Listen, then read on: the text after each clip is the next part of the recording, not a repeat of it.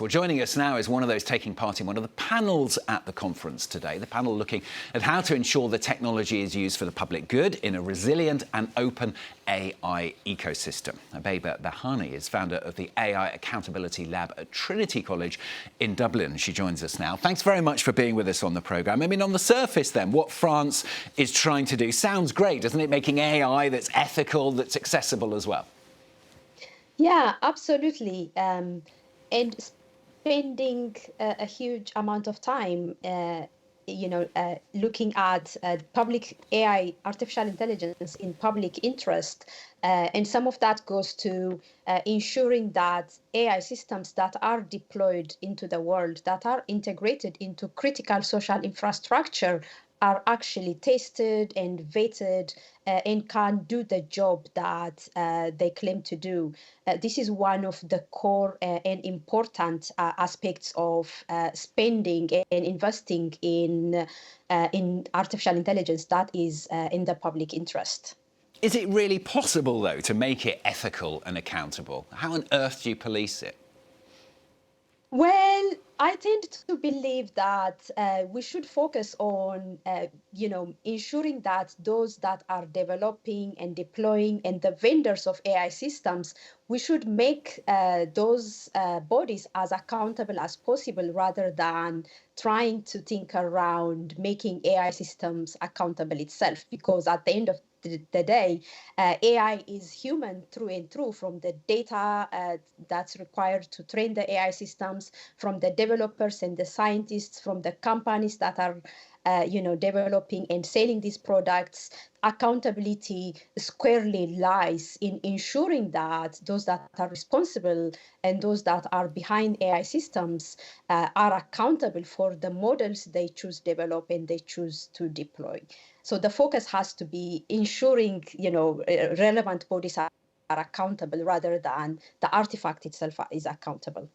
Do you feel that everybody's on the same track with that? I mean, there are signs, aren't there, that perhaps some countries, notably I'm thinking, of course, of the US under Donald Trump, also China, are rather less worried about all of that?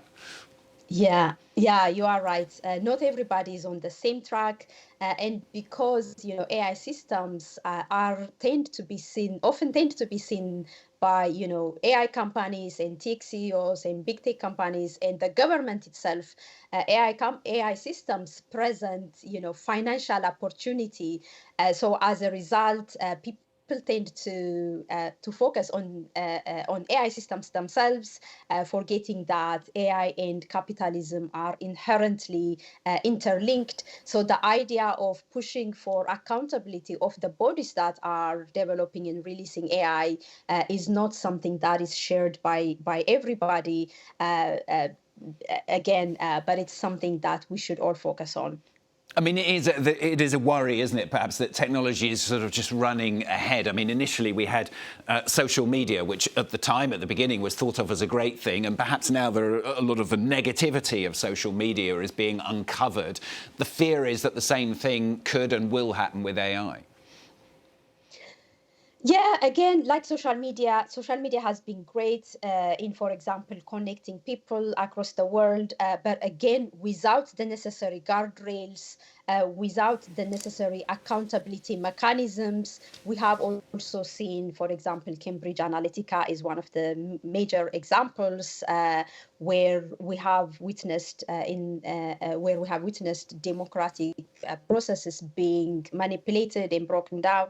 So just like social media can become a force that destroys democracy, AI systems again have to be, those that are developing there has to be clear regulatory guidelines that ensures that the AI systems that we are developing are actually likely to benefit society, not just the handful few tech companies or big tech corporations. And unfortunately, that's currently what's happening. If you look at Meta, just at the beginning of this year, they rolled back a lot of the guardrails they had, not just on the social media platform, but on their AI systems themselves. And if you look at Google, just a few days ago, they also walked back their promise, their pledge not to use AI for military purposes.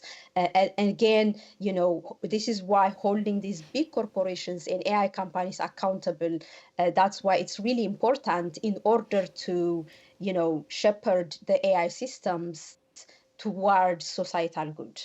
And what about the overall effect on AI, on the human race, if you like? I mean, there's been a lot of concern, hasn't there, about the effect on jobs? Yeah, that's one of the main concerns, and one of the concerns has been that AI is replacing people, displacing jobs, and so on.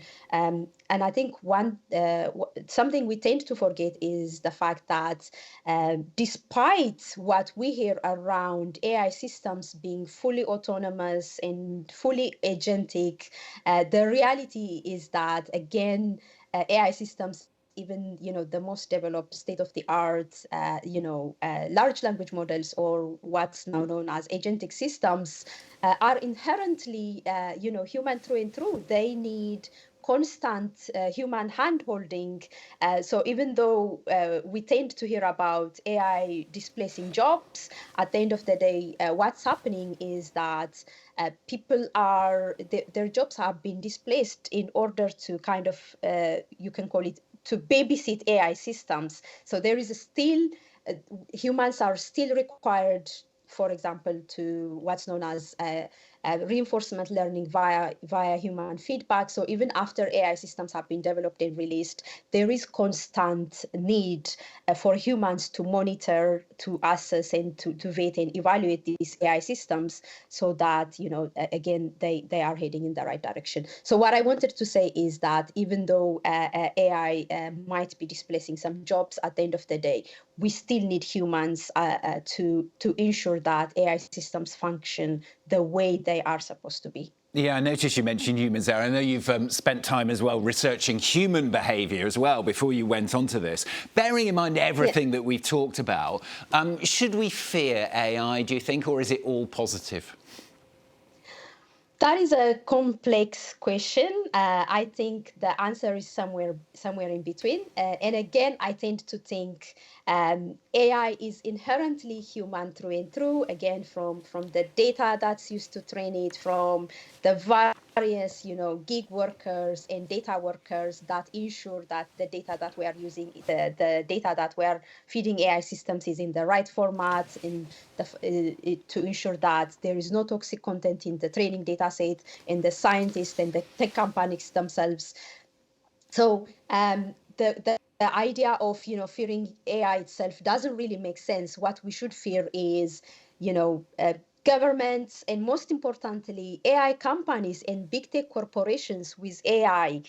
So that's what we should fear. And as I mentioned, these companies have become too big to care, too big to regulate.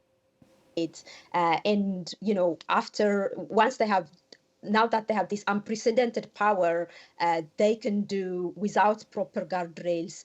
They are likely to do as they please in a way that makes financial sense to their corporations. So what we should fear and what we should care about is, again, powerful people with AI, rather than AI itself, rather than the artifact itself.